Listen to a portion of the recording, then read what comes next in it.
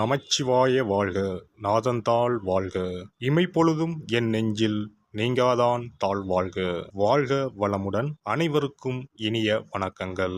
நாம் இந்த பதிவில் வக்கர பயிற்சி அடையும் சனி பகவானால் ராசிக்காரர்களுக்கு ஏற்படும் சுப மற்றும் அசுப பலன்கள் என்ன என்பதனையும், அசுப பலன்கள் ஏற்படுமாயின் ராசிக்காரர்கள் செய்ய வேண்டிய பரிகாரங்கள் என்னென்ன, வழிபட வேண்டிய தெய்வம் யார் என்பதனை பற்றியும் விரிவாக காண்போம். உங்கள் வாழ்வில் வளமும் நலமும் செல்வ செழிப்பும் பெற்று வாழ்வில் உயரிய நிலையை அடைய எல்லாம் வல்ல இறைவனை வேண்டி விரும்பி கேட்டுக்கொள்கிறேன். வாழ்க்கையில் கஷ்டங்களை மட்டுமே சந்தித்த சில ராசிக்காரர்களின் வாழ்க்கையில் புது மலர்ச்சியை தரப்போகிறார் சனி பகவான்.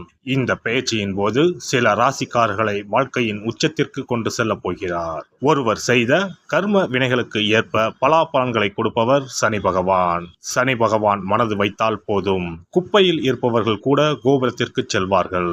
மன்னராக இருப்பவர்கள் கூட முடி துறந்து நாடு இழந்து நலன் போல அலைய வேண்டியதுதான். சிவனாக இருந்தாலும் யமனாக இருந்தாலும் சனியின் தண்டனையில் இருந்து தப்ப முடியாது. எல்லோருக்கும் ஒரே தீர்ப்புதான். அரசனை ஆண்டியாகவும் ஆண்டியை அரசனாகவும் மாற்றுவார். சனி பகவான் எல்லோருக்கும் கெடுதல் செய்ய மாட்டார். அவரவர் கர்ம வினைகளுக்கு ஏற்ப பலன்களை கொடுப்பவர். சனி பெயர்ச்சியால் யாருக்கெல்லாம் பாதிப்பாக இருந்ததோ அவர்களுக்கு சில நன்மைகள் நடைபெறப் போகிறது. சனி பெயர்ச்சியால் யாருக்கெல்லாம் சாதகமாக இருந்ததோ அவர்களுக்கு சில பாதிப்புகள் உண்டாகலாம். வருகிற ஜூன் மாதம் 30ஆம் தேதி சனி பகவான் கும்பராசியில் வக்கர பெயர்ச்சி அடையப் போகிறார். அதாவது எதிர் திசையில் நகரப் போகிறார். இந்த நிகழ்வானது ஜூன் மாதம் 30ஆம் தேதி இரவு 12:35 சனியின் சொந்த ராசியான கும்பராசியில் நடக்கப் போகிறது. நவம்பர் மாதம் 15ஆம் தேதி வரை சனி கும்பத்தில் வக்ர நிலையில்தான் பயணிப்பார். இப்படிப்பட்ட சூழ்நிலையில் சில ராசிக்காரர்களுக்கு சனி பகவானின் சிறப்பு அருள் கிடைக்கும். அதாவது இந்த ராசிக்காரர்களுக்கு வேலை மற்றும் வியாபாரத்தில் பதவி உயர்வு, சம்பள உயர்வு கிடைக்கலாம். வேலை இல்லாதவர்களுக்கு நல்ல வேலை கிடைக்கும். சனி பகவான் தற்பொழுது கும்பராசியில் உள்ள கடைசி நட்சத்திரமான புரட்டாதி நட்சத்திரத்தில் சஞ்சரிக்கிறார். அதன் பின்னர் நவம்பர் 15ஆம் தேதி மீண்டும் நேராக பயணிக்க உள்ளார். இப்படி வக்கர நிலையில் சுமார் 139 நாட்கள் சனி பகவான் பயணிக்க உள்ளார். சனி பகவான் வக்கரமாவதால் அதன் தாக்கம் அனைத்து ராசிகளிலுமே காணப்படும். அதுவும் சில ராசிக்காரர்களுக்கு பொற்காலமாக இருக்கப் போகிறது. மேலும் நிதி நிலையில் நல்ல உயர்வும் தொழிலில் நல்ல முன்னேற்றமும் ஏற்பட உள்ளது. திருமண வாழ்க்கையில் மகிழ்ச்சி அதிகரிக்கும். இனி உங்கள் ராசிக்கான பலன்கள் என்ன என்பதனை பற்றி காண்போம். கடகராசி அன்பர்களே, வக்கர சனி சஞ்சாரம் ஓரளவுக்கு நல்ல பலன்களை தந்தாலும் தேவையற்ற மன உளைச்சல் உண்டாகும். குறிப்பாக ஆயுள்ய நட்சத்திரக்காரர்களுக்கு வீண் மன கவலைகள் வந்து போகும். கணவன் மனைவி ஒருவரை ஒருவர் மதித்து நடப்பது நல்லது. தேவையில்லாத பல விஷயங்களை பேசி பிரச்சனையை பெரிதாக்க வேண்டாம்.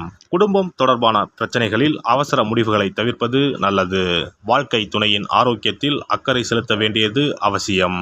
குறிப்பாக புனர்பூசம் பூசம் நட்சத்திரக்காரர்கள் தங்கள் வாழ்க்கை துணையின் உடல் நலனில் அக்கறை செலுத்துங்கள். பண வரவு போதுமான அளவு இருக்கும் என்றாலும் வீண் செலவுகளும் அதிகரிக்கும். எனவே செய்யும் செலவுகளை சுப செலவுகளாக மாற்றிக்கொள்ள பாருங்கள். குறுக்கு வழிகளில் செல்வதை விட்டுவிட்டு நேர்மையாக உழைக்க முயலுங்கள். புதிதாக அறிமுகமாகும் நபர்களை நம்பி எந்த காரியத்திலும் இறங்க வேண்டாம். பொருளாதார நிலையில் நெருக்கடியான சூழல் உண்டாகும். கடன் சார்ந்த செயல்பாடுகளில் கவனத்துடன் இருக்க வேண்டும். ஜாமீன் தொடர்பான செயல்பாடுகளை தவிர்ப்பது நல்லது. ஆடம்பர செலவுகளை குறைத்துக் கொள்வது நல்லது. கொடுக்கல் வாங்கலில் அலைச்சல்கள் உண்டாகும். உடல் ஆரோக்கியத்தை பொறுத்தவரை செயல்பாடுகளில் ஒருவிதமான சோர்வும் மந்தத்தன்மையும் ஏற்பட்டு நீங்கும். சரியான நேரத்திற்கு உணவுகளை உட்கொள்வது நல்லது. முகத்தில் தோற்றப்பொழிவுகள் மேம்படும். அவ்வப்போது கால்களில் லேசாக வீக்கம் ஏற்படும். கைகளில் அரிப்புத்தன்மை உண்டாகும். வெளியிடங்களில் சாப்பிடுவதை தவிர்ப்பது நல்லது. காரமான உணவுகள் மற்றும் பற்களில் அகப்படும் உணவுகளை இரவு நேரங்களில் உண்பதை தவிர்ப்பது நல்லது. பெண்களை பொறுத்தவரை குழந்தைகளின் செயல்பாடுகளில் கவனத்துடன் இருக்க வேண்டும். உறவினர்களுக்கு இடையே சூழ்நிலைக்கேற்ப விட்டு கொடுத்து செல்வது உறவினை மேம்படுத்தும். உடன் இருப்பவர்களிடம் குடும்ப விஷயங்களை பகிர்ந்து கொள்வதை தவிர்க்கவும்.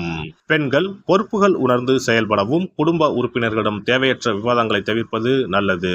கணவரிடத்தில் விட்டு கொடுத்து செல்வது நல்லது. எதிர்பாலின மக்களை நம்பி செயல்படுவதை தவிர்க்கவும். தாயார் வழியில் அனுகூலமான சூழல் உண்டாகும். பழைய உறவுகள் மற்றும் நண்பர்களின் வருகை ஏற்படும். ஏற்படும். ஆடம்பரமான சிந்தனைகளை குறைத்துக் கொள்வது நல்லது. கௌரவ பொறுப்புகளின் மூலம் மாற்றமான சூழல் அமையும். மாமியார் வகையில் ஏற்ற இறக்கமான சூழல் உண்டாகும். நெருக்கமானவர்களின் விருப்பங்களை நிறைவேற்றி வைப்பீர்கள். மாணவர்களுக்கு கல்வி சார்ந்த செயல்பாடுகளில் ஒருவிதமான மந்தத்தன்மை உண்டாகும். பயனற்ற பொழுதுபோக்குகளை குறைத்துக் கொள்வது நல்ல மதிப்பெண்களை பெற வழிவகுக்கும். நண்பர்களின் குணம் அறிந்து நட்பு கொள்ளவும். போட்டித் தேர்வுகளில் பதற்றமின்றி செயல்படவும். பெற்றோர்களின் பேச்சுகளுக்கு மதிப்பளித்து செயல்படவும். விளையாட்டு தொடர்பான செயல்பாடுகளில் ஆர்வம் அதிகரிக்கும். பணிபுரிவோருக்கு உத்தியோக பணிகளில் திருப்தியின்மையான சூழல் ஏற்படும்.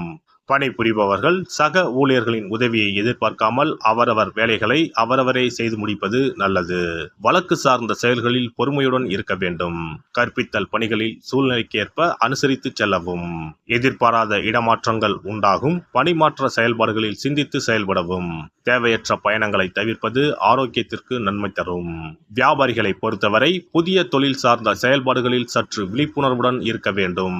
பெரிய அளவிலான முதலீடுகளில் குடும்ப உறுப்பினர்களின் பெயர்களில் மேற்கொள்வது நன்மையை ஏற்படுத்தும். மறைமுக எதிர்ப்புகளின் மூலம் எளிதில் முடியும் செயல்கள் கூட தாமதமாகி நிறைவு பெறும். பூமி மனை ஆகியவற்றால் வீண் செலவுகள் உண்டாகும். கூட்டுத் தொழிலில் பொறுமையுடன் செயல்படவும். வியாபாரம் நிமித்தமான அரசு சார்ந்த உதவிகள் கிடைப்பதில் அலைச்சல்களுக்கு பின்பே அனுகூலம் உண்டாகும்.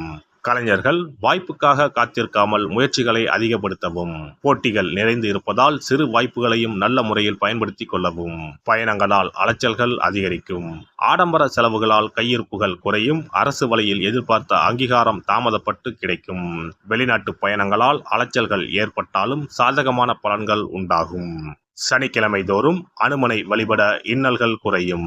திருச்செந்தூர் முருகரை வழிபட சிந்தனைகளில் தெளிவும் ஆதரவான சூழலும் உண்டாகும்.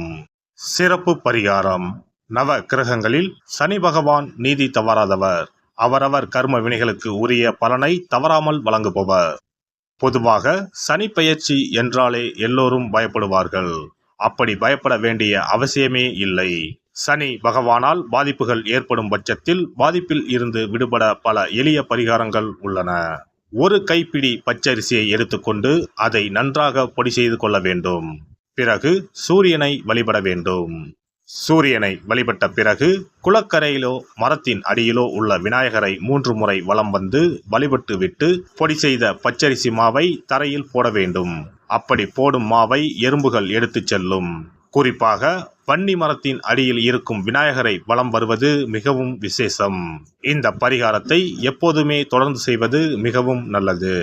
ஒருவருக்கு சனி தசை வந்துவிட்டால் அவருக்கு சந்தேக புத்தி வந்துவிடுகிறது. யார் சொல்வதையும் ஏற்றுக்கொள்ள மாட்டார்கள். குறிப்பாக அஷ்டமத்து சனி மிகவும் கஷ்டப்படுத்திவிடும்.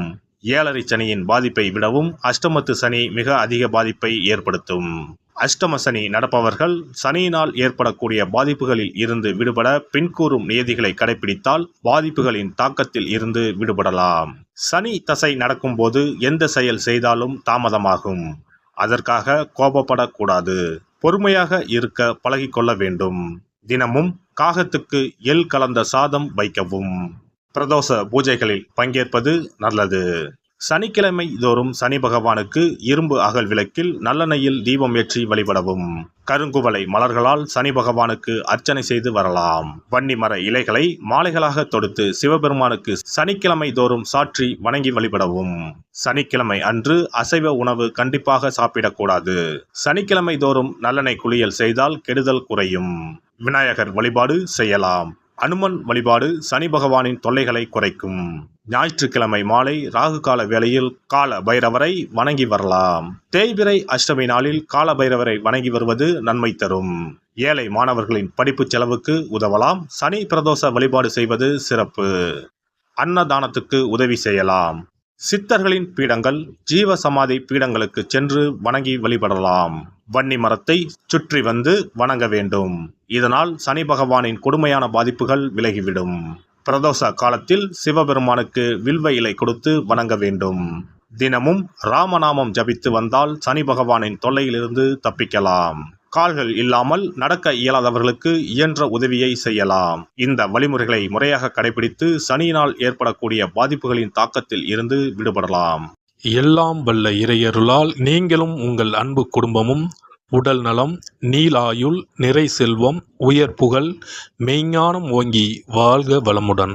இந்த வீடியோ பதிவு உங்களுக்கு பிடித்திருந்தால் லைக் பண்ணுங்க, கமெண்ட் பண்ணுங்க, ஷேர் பண்ணுங்க. மறக்காம சப்ஸ்கிரைப் பண்ணுங்க. பக்கத்துல இருக்கிற பெல் பட்டனை கிளிக் பண்ணுங்க. நன்றி, வணக்கம். ஓம் நமச்சிவாய. சிவாய நம.